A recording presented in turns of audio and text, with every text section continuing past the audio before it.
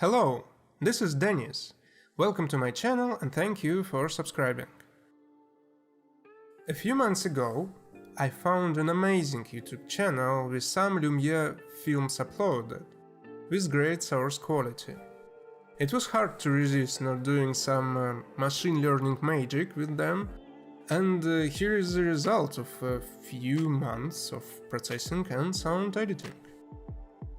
In the next few minutes, I will describe all the steps I took for this enhancement. But before we begin, however, I want to raise awareness regarding the enhancement that machine learning enthusiasts, like me, are doing with the original source material.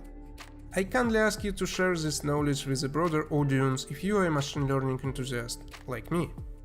Some people mistakenly think that the colors in this video are the original source color, or that the source material had audio, or that the enhanced faces are real. All those enhancements were done to achieve a time travel experience for artistic or entertainment purposes and should not be considered as a historically accurate data.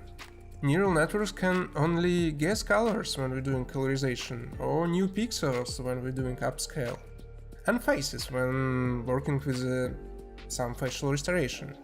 So all of them working with the source data, and then those neural networks generate new data based on their training sets.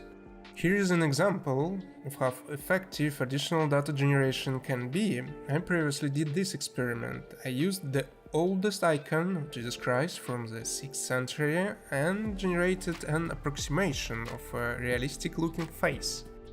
The same approach applies to deepfakes, colorizations, etc. and etc. So, if you are doing data synthesis in your historical video, please kindly share this information with your viewers. They should know that this is an enhanced material and is not historically accurate. By the way, all videos on my channel are not historically accurate, except the first one, And now let's jump to the steps that I did.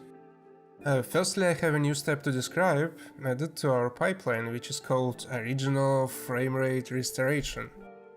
It is a cool and complicated algorithm developed by Neuralab's team of engineers, where we can basically remove duplicate frames and thus restore the original frame rate of the film.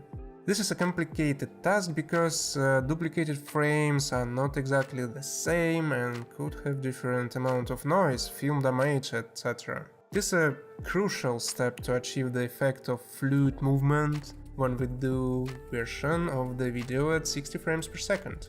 And then I also applied stabilization to some of the films, removed noise where it was needed and corrected some film damage when possible.